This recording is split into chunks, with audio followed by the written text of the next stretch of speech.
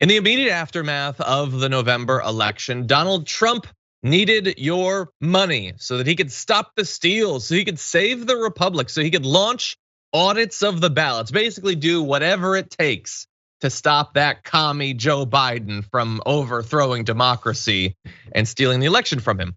You might have seen on, for instance, Facebook, things like, "We need you to join the fight to secure our elections." If you're on his email list or if you get text messages from him, God help you, because they were coming multiple times per day. And all of them wanted your email address, but more importantly, they wanted your money. And so he had a political PAC, Save America PAC, designed to do this. You donate to it, he will stop Biden from stealing the election. Here's the issue though. It raised about $75 million in the first half of this year. But that said, it has not devoted any funds to help finance the ongoing ballot review in Arizona or to push for similar endeavors in other states, according to people familiar with the finances. So it's happening, it's been happening. They got cyber ninjas over there, but he's not involved, and he wants it to happen in other states, but he's not spending any money to do it, despite telling you over and over and over that that's what you would be funding. In the meantime, the months-long audit in Arizona, which is expected to cost millions of dollars, is being paid for primarily by nonprofit entities that do not disclose their donors and private individuals such as the former Overstock chief executive Patrick Byrne. A lawsuit seeking a similar audit in Fulton County, Georgia has been financed by small donations, according to the group that brought the claim. I mean, they raised $75 million in the first half of this year, Brett. It would be just a tiny percentage of that to pay for the entire thing in Georgia and Pennsylvania and wherever. You can go to Michigan, you can go all over the place. They could easily pay for it, but he's just not doing it, Brett. Why is that? I'm gonna go out on a limb here. I'm gonna beautiful mind it. You can't see it, it's right off here. And I'm connecting the dots and everything. And it's a grift. It's always already but for money been a grift. For money, for popularity. He is in the grift business. This is on his expense report, not audits. His expense report is travel. His expense report is everything except the thing he's raising money for, because they're not donating to the Trump reelection campaign. They're not donating to the audit experience. They're donating to this idea, this prosperity gospel type idea of they're right and everyone else is wrong. And what's crazy, it feels so culty when you point out like what your money is going to. It's not to anything but just giving him a lot of money to keep doing stuff that makes him feel dope. Yeah. And it's consistent with his entire career. He's gone bust. He's taken advantage of the system to get out from under it. And then based on this BS idea of success that he's been able to brand himself as having, folks have come in because the brand's more valuable than anything else. It's exactly this like entrepreneurial nonsense spirit concept of value. It's like baseball cards, right? Like baseball cards are pieces of cardboard with stats on the back. But if you get enough people to believe it's valuable, then it's valuable.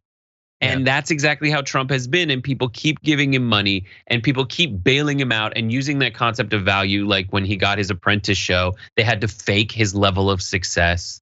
Yeah. And then he got successful off that perceived value.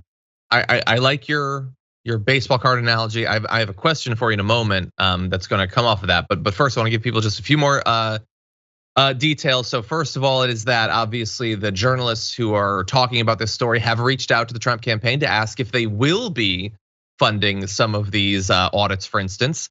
But a spokeswoman for Trump did not answer questions on whether the group is considering putting money into ballot review efforts.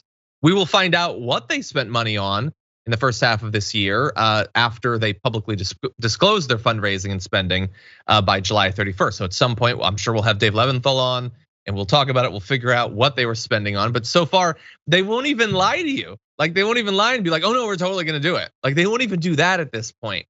But the cherry on top of the whole thing, the stuff about the 75 million, that's what, there's a million headlines today about the 75 million. And I get it, it's a lot of money, it's the bigger number, but that to me is not the most amazing part of this. It's buried like halfway through the Washington Post article, and it's what happened before that.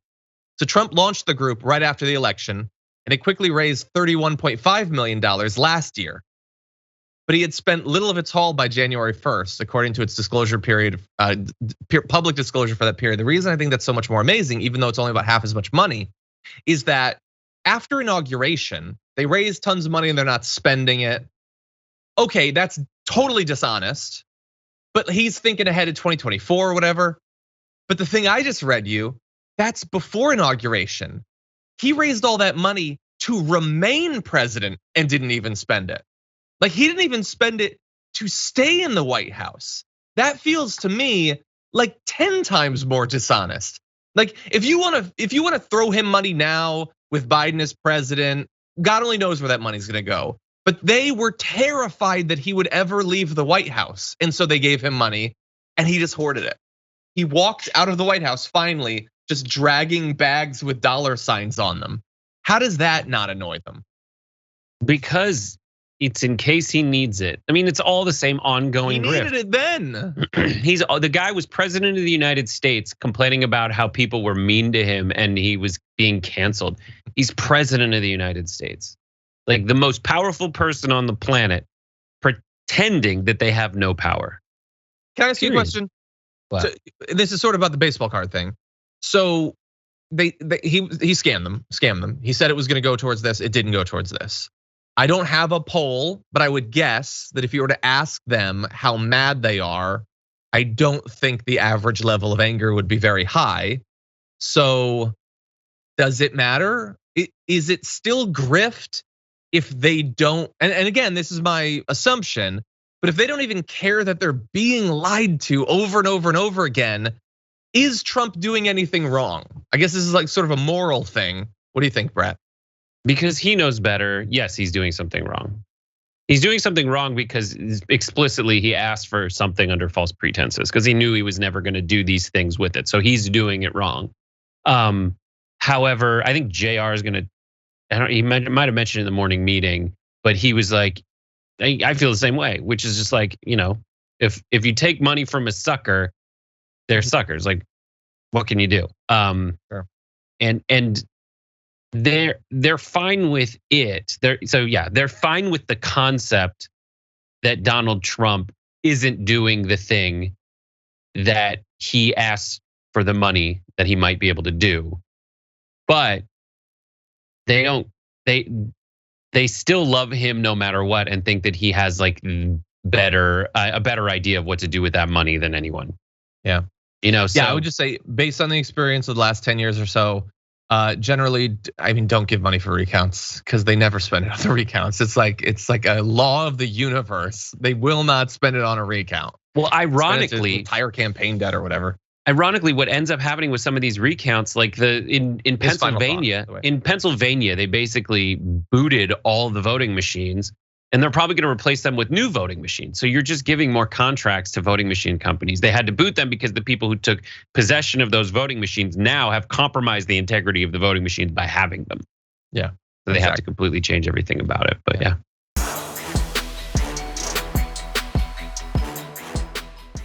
Check out the Damage Report podcast each day, wherever you get your podcasts, whether Pocket Casts or Stitcher or iTunes. You can join me as I give you the news and stories you want, with a range of co-hosts and interview guests jumping in on the fun each day. Again, that's the Damage Report, wherever you get your podcasts. And if you get them at iTunes, don't forget to rate and review. Sometimes I'll read them live on the show.